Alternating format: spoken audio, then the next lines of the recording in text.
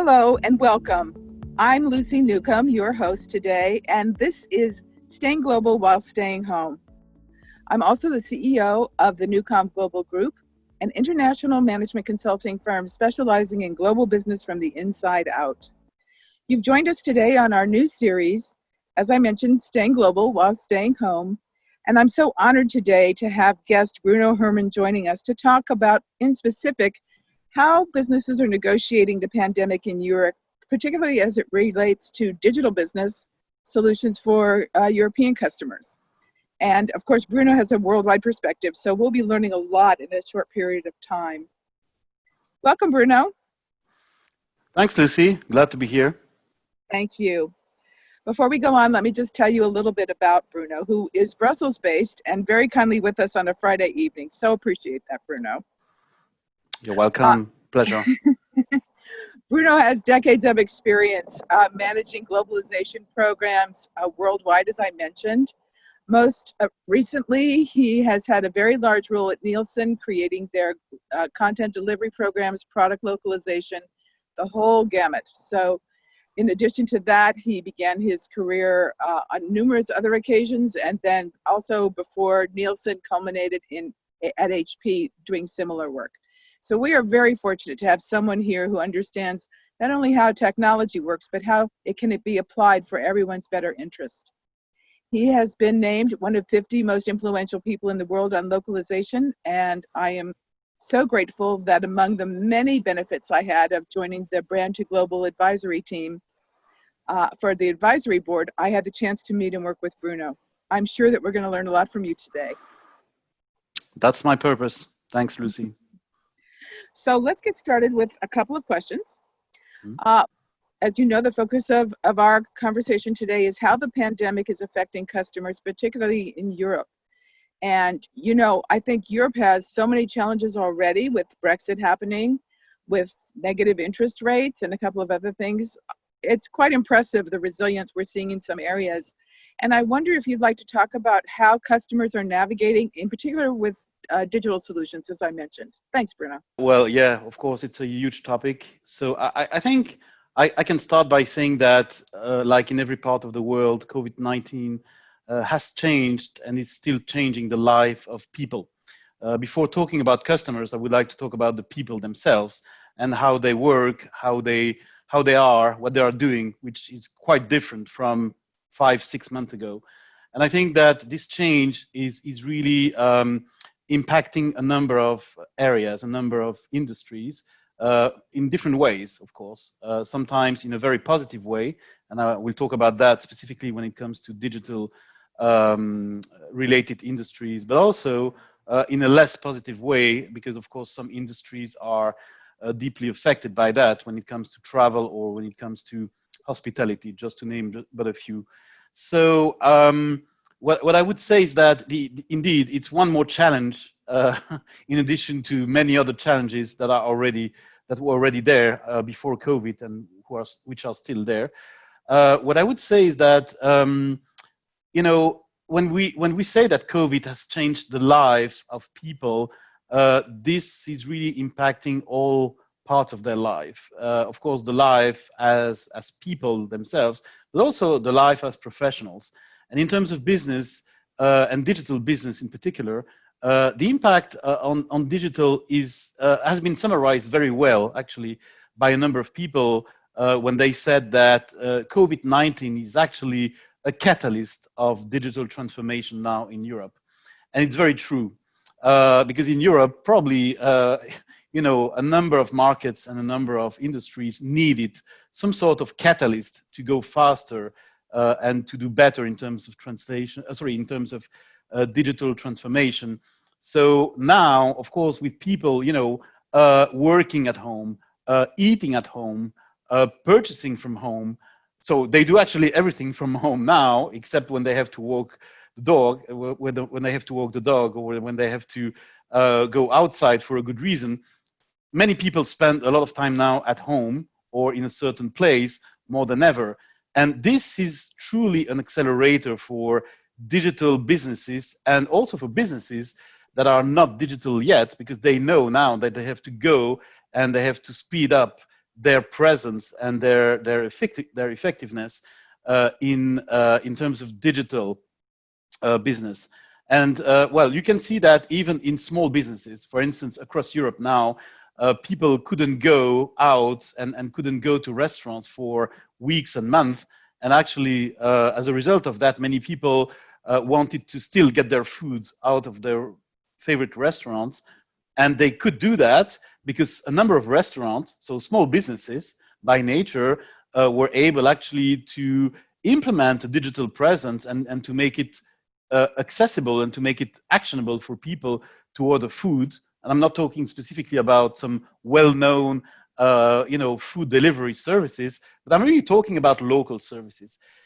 There is another aspect to this catalyst of digital transformation, which is COVID-19, is that it has also accelerated, specifically in Europe, what I tend to call digital globalization, even if it's just at the European level, because we've seen a number of companies really investing a lot, and this is true across industries, or even for industries that have been deeply affected by COVID-19. They invested a lot in making their digital business or their digital presence much more international than ever before. And we can see that even now. I mean, I can take the example of my country, Belgium, where we see a number of digital players that have actually expanded their services to Belgium, because previously they were in Germany, they were in the Netherlands, they were in Spain, but they were not in my country. And they saw an opportunity actually during the COVID-19 crisis to implement a digital channel in my country, because they said, well, there are so many people who have to stay at home in Belgium, they have to work at home. So why shouldn't we be there? Because there are already a number of competitors that are active. So I think, I would say that COVID-19 has been a catalyst in terms of digital transformation in general, but even more in terms of digital globalization and localization. So being global, being international in the digital age is even more important now than it was probably 6 months ago. Yeah. Well, thank you. That's exciting. Let's drill down a little bit and talk about business customers. How are businesses handling their customers? If we're talking from a B2B perspective, how do you see, particularly in Europe, beyond the catalyst and the acceleration point of view, which is fascinating? Thank you. I mean, are there some tactical things, the restaurants being helpful? Are there any larger companies you've seen do businesses radically differently, or maybe have some growing pains that we can all learn from? I would say the impact, as far as I've seen it, in terms of B2B industries, has been, again, it has been depending on the industry in this case, because obviously there have been some very positive impact on some services, again, related to the digital offerings. And of course, in those cases, the impact has been quite positive. But on the other hand, obviously, beyond the B2B area, when we talk about the B2C area, there has been a number of changes that have been happening quite quickly. And those changes are there to stay, which is now the big challenge. So it's not to say that, yes, during a few months, habits have changed and it's going to go back to what they used to be before. Actually, there is a new normal or a next normal. Well, you can find many words to describe it. And in terms of impact, I think you can see a different reaction according to different industries. If I can take just a couple of examples, if you don't mind. That would be great. Thanks. In the media industry, for instance, so this might be, of course, mostly a B2C industry, but when you see the investment and the development that has taken place since the beginning of COVID-19, just because, again, customers have been spending much more time at home, digesting and I shouldn't say digesting, consuming media. Digesting might be right. Yeah, exactly. So it's kind of not surprising, I would say, to see the level of growth and the level or the impact, the very positive impact on this media industry. Well, I think I can speak about Europe, but we've seen that in other parts of the world, like Asia, where would say media or broadcasters in general have invested a lot to also be more effective in the digital age. Another example, which is a bit less positive, unfortunately, it's the travel industry. And the travel industry obviously has been deeply affected, whether it's B2B or B2C, because very few people could travel. Many airports were closed, many hotels were closed. So obviously, what can you do as a B2B or as a B2C customer? You cannot book anything. So the impact in that case is probably going to be slower, because of course there was a big shock in the beginning. But when it comes to going back to some sort of normal, I suspect, and that's what I've heard from some people in a recent conference here in Brussels. I think that the impact is going to be really long term, and that companies that are now deeply affected, like we can say Booking.com or other online travel services, or even hotel chains having a global and local presence, this will be a game changer for them, because they will have to adapt to a new type of customer. And that type of customer will, of course, come from the COVID-19 crisis, being used to not travel a lot, but being much more, probably much more difficult to convince and to delight, because there will be potentially, for a number of years, there might be less opportunities to travel. And of course, when there are less opportunities to travel, you want to travel in the best possible conditions. You want to have the best price. You want to go to the best location. So there will have to be some selection, if I can use that word, in this industry, based on the new behavior of the customer. And for me, this is great in a way. It's not great for the industry, of course, but it's great in a way, because it highlights the importance of the customer experience. And I would say for all industries, but specifically for these industries that have been deeply affected by COVID-19, there will be more than ever a need to focus on the customer experience, to start with that experience, to keep it along the way, and to deliver on it. So it's, again, you might consider that as a catalyst, this time not for digital transformation, but for customer experience management. And I think that that's going to help actually a number of companies, of course, after affecting them, but it's going to be a great tool or a great opportunity for them to use and to be closer to customers. So two different examples, one very positive one less positive. But I think in both cases, it's going to be a great opportunity now or in the coming years to get close to the customers, and to spend more time and invest potentially more as well on doing everything or actually really offering products and services that are focused on the customer experience and not on some sort of company-centric experience. So I think there is always something good in a crisis, and that might be one of them. Yes, I agree with you, and we've sort of blended all our questions together. But before we go, and thank you for those insights. I think they make me want to ask all kinds of follow-up questions. But I think the one to really focus on is, you've mentioned two opportunities that have come from this crisis that were sort of inadvertent. One is the acceleration of digital transformation, and one might almost say business creativity in terms of innovations to resolve how to continue with business revenue streams and customer experience, et cetera. And the other is what I would call increased customer intimacy. We have no choice but to become customer centric now. And what that means is a whole other set of customer issues that were never here before. I mean, safety when you go to the hair salon is not really something one would have had to consider before. Now it's paramount. So it's fascinating to start to examine and kind of come out of crisis. I see a lot of businesses panicking to take a step back and start to reflect, okay, we have some new opportunities and we have some new challenges. How can we be innovative on a sustained basis? In addition to those two things, the customer intimacy and the catalytic effect, are there any other sort of surprises or unexpected opportunities that you see coming out of this crisis for businesses in particular? Yes, I see one big opportunity, which is not new, but I guess there will be another dimension to it. It is digital globalization.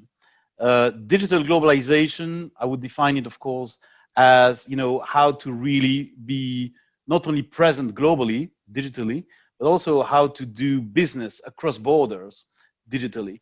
And digital globalization today, or I mean, even the past years, has been very important for all industries. But I think, and it's something that I would probably take apart from digital transformation, because digital transformation is all about, of course, transforming processes, transforming tasks that people perform. But here I'm talking about digital globalization more from, I would say, a commercial perspective, and say, well, okay, I have a business in one country in Europe. I know now that I have to accelerate my move towards more digital globalization, which of course is tied to customer experience, but still making sure that I'm using, the right approach to, localize my product, to really implement my products in the right way, to use the right channels in every country. So that is another opportunity, and many people see that as something, uh, taken for granted. But I think it has to be different. It's not because now you have the opportunity to develop a digital business internationally that you have to consider that it's going to be easy by default. It's going to be more complicated than before, but it's going to be more rewarding as well, because there are more people online. There will be even more people online who will perform, a number, or they will enjoy actually the digital space better than ever before. And I think the winners will be those companies, regardless of the size. By the way, it's not a matter of having a large organization. Yeah, it's That's an very important important. point. Yeah, it's important, because sometimes when we talk about digital globalization, we tend to refer to, multinational organizations already well established, having, the foundation to do that well, etc. And I think now digital globalization is really open to any business more than ever. Now, considering this new world, or this new normal, I hate that word, but I have to use it. Yes, we all do. Considering this new context, that's a better word probably. I think that digital globalization offers many more opportunities to any business of any size. And I think that a good example of that might just be, those, I was just talking about the travel industry a few minutes ago. Now I can see that in a number of countries, there are small hotels, small places, and call them small businesses if you want to. That are really, I would say, there is some sort of invasion of those small businesses internationally, so that, people know that they have to be really looking at the practices and the habits of those customers coming from all over the world.